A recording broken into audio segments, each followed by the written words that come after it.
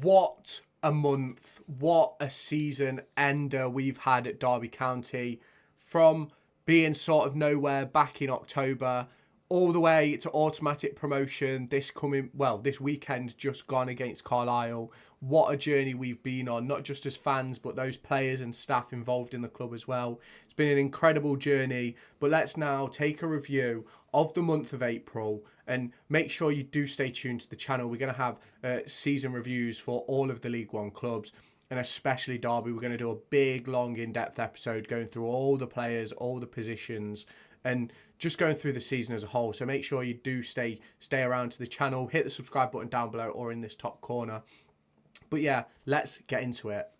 So this was the league table before we started April by heading to Pompey, which difficult game to start your month, especially in the position that we was in at that period of time. Obviously 6 points clear of Bolton Wanderers. They had a game in hand, 5 points behind Pompey at the time as well. It was a very unknown period. We wasn't quite sure whether we'd get the job done or if we'd fall out of those automatic promotion places. Now, we all know what did happen in the end, and we all know that obviously there was a lot of fights in the playoffs as well. Some teams finding their way in, some teams finding their way out, and obviously some teams had impressive runs over that second half of the season, and none more so than us and the likes of Lincoln City, and even Portsmouth had a decent second half of the season. And we'll start off by obviously looking into the opponents that we faced during this month of April. And we started off with 2 away games, Portsmouth and Wycombe. We then faced Leyton, Orient at home, Cambridge away, and Carlisle United at home to finalise the season. And these were the games that were deciders. Would we be playoffs or would we be automatic promotion? And we started off with, in my opinion, a very good result. Now, looking back now, we probably should have won the game. Now, at the time when I did my match review, I was very happy with the points. Still unbelievably happy with that point. But going up twice away from home at a side like Pompey, obviously we did only draw to what can only be described as a magnificent strike. I believe it was Owen Moxon. And what a strike it was. And I did predict a 1-1 draw. I predicted a draw from the start. I would have been happy with a draw at the start of April before we even looked at the game. But then obviously after the game, came away impressed, happy with a draw. But looking now, going up twice away from home, we should have done better.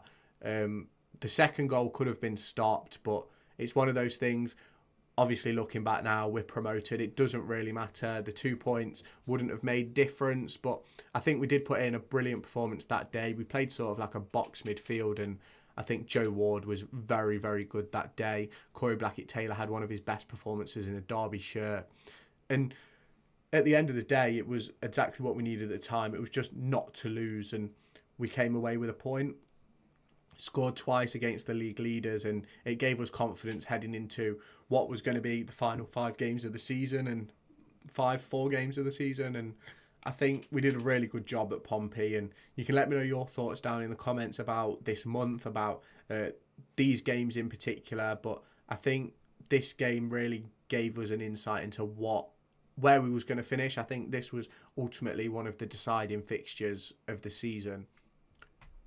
Obviously, now we take a look at the Wycombe Wanderers game. Now, we all know the big chance that Corey Blackett-Taylor had after, 10 minutes maybe. And I think ultimately that set the tone for the game. I think we performed really well in that game, and there wasn't many occasions where I really felt under pressure. We defended well. We created a whole host of chances. We could have been 2 or 3 up at half time. But we were just unable to finish our dinner that day. Corey Blackett-Taylor with obviously the most notable chance of that first half and that game in general, to be fair. But it's another one of those games where if you're not going to win, make sure you don't lose. And I predicted a 2-0 win, and we came away with a 0-0 draw. Now, we'd be on 4 points. We'd be on 2 more points if the results had gone the way I predicted. But we did our job, and that was the important thing. We didn't lose. Obviously, we did in turn lose ground on Bolton throughout these games. But for me, we did the job that was necessary. We didn't lose. We picked up 2 points from these games, and we headed into a home fixture, not necessarily full of confidence, but knowing that a win would sort of keep us in that automatic promotion place. And I think that was massively important to look at. And we obviously then go and look at the Leyton Orient game. And so thanks to all the support on the channel recently. I'm jumping in this video to just give a big thank you to everybody. As a result of your support, I've been able to apply for the YouTube Partner Program, which gives you guys the opportunity to support the channel financially if you so wish. Obviously, there is no obligation. I'm more than appreciative of you just hitting the subscribe button, liking the video, letting me know your thoughts down in the comments. But I have set up the memberships. It's $2.99. If you do want to join, there should be a link down in the description or a join button next to the subscribe button. So it's up to you. There's no pressure. I'm more than happy with you just subscribing. But if you do want to join the channel, support it financially and help the channel grow, obviously that membership option is there for you. You'll have priority in the comment section to replies. And if I do upcoming live streams, you'll have priority to responses from me. And then obviously you'll have access to videos early and things like that, and you'll have a badge next to your name which shows how long you've been part of the membership for. So if that is something you're interested in, check out the link in the description.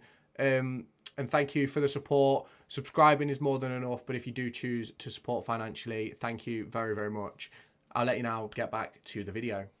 At the time when I made the predictions, I did predict a 1-0 win. Leyton Orient were just about still in the battle for the playoffs, and then as those 2 games passed, they sort of fell out of the running, and you could see that in the performance from Leyton Orient. We scored all 3 goals from set pieces. Sonny Bradley picking up a double. Now, I said at one point a few weeks ago, before this game, after the Northampton game, I said it'd be very interesting to see if Sonny Bradley gets back in the side.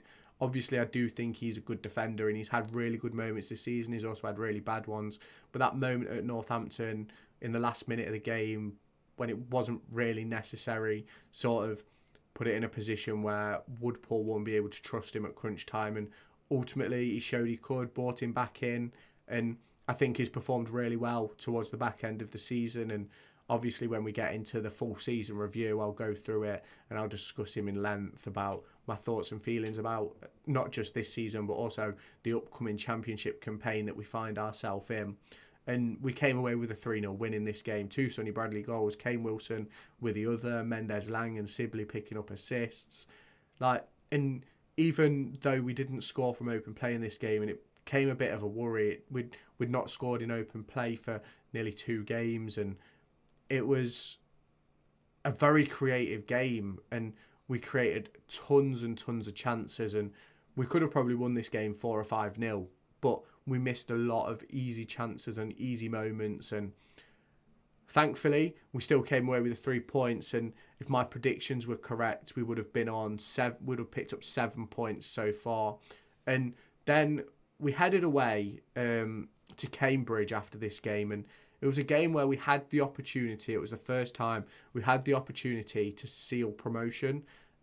Obviously, we needed other things to go our way, but it was a very interesting week heading into that game. And I did predict that we'd draw at Cambridge, and I said in that predictions video that I thought this would be the day that we seal our promotion to the championship. It wasn't the case, although it practically did seal the deal. Obviously, with what happened on the final day with Bolton and Peterborough, it didn't matter.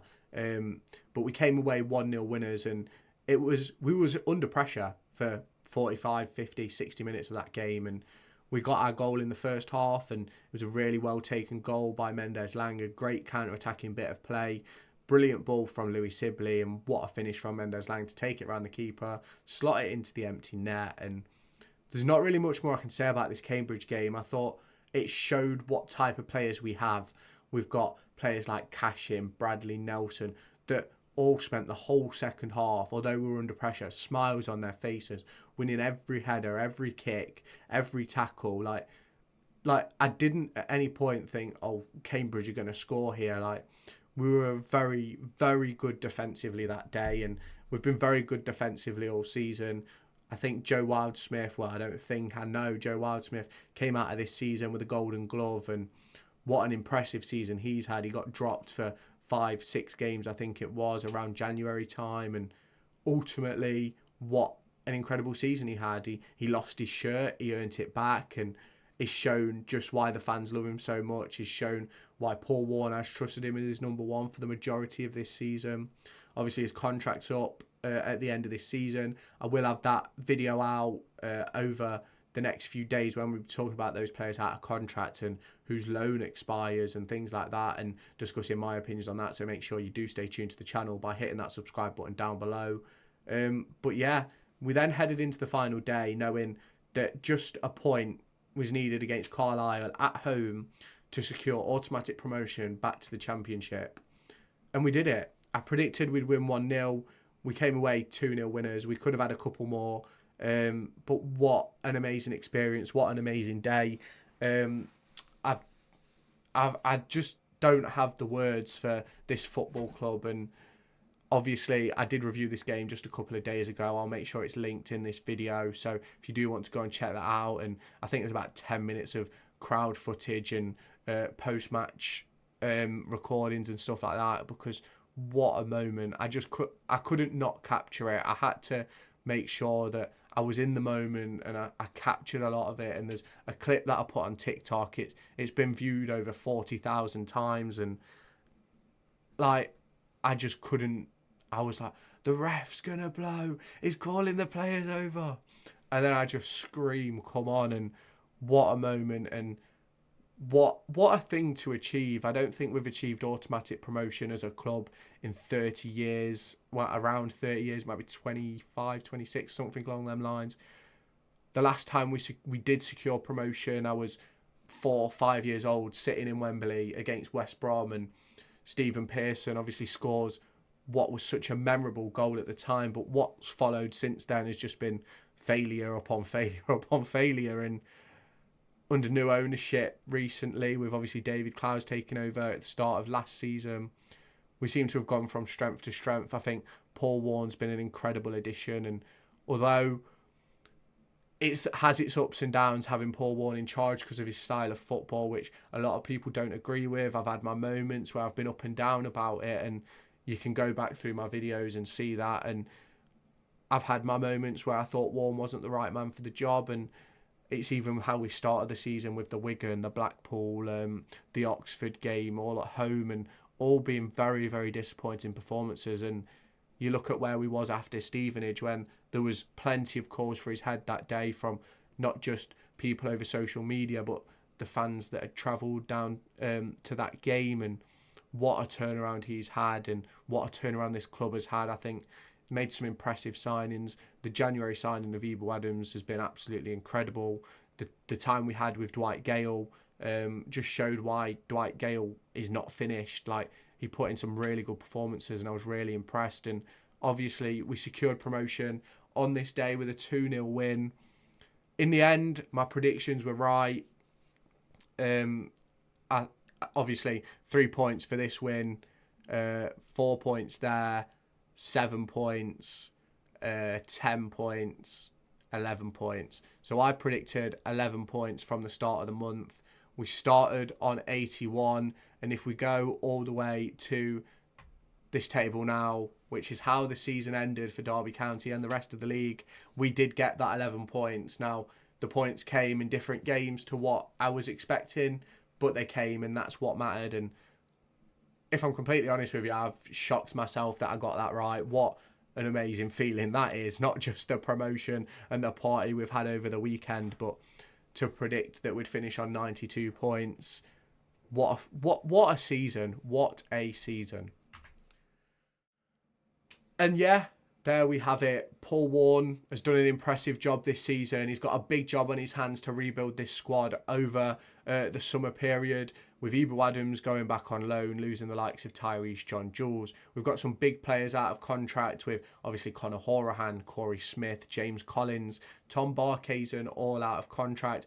Even Louis Sibley and Liam Thompson are players to keep an eye out. It's going to be very interesting seeing that retained list. But if you do want to hear my thoughts on the players that could potentially be on their way out or on the way in. Make sure you do stay tuned to the channel. Hit that subscribe button down below or in this top corner to stay tuned for all my latest Derby County and EFL content. We're going to try and keep up with the League One Championship and start Championship content for next season. So do make sure you stay tuned for all of that. And if you haven't already, hit that subscribe button down below.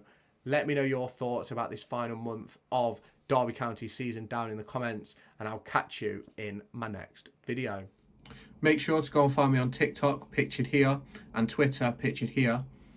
These are the places where I'll keep you all up to date with all my upcoming videos and my thoughts and feelings around the Formula 1 and football weekend.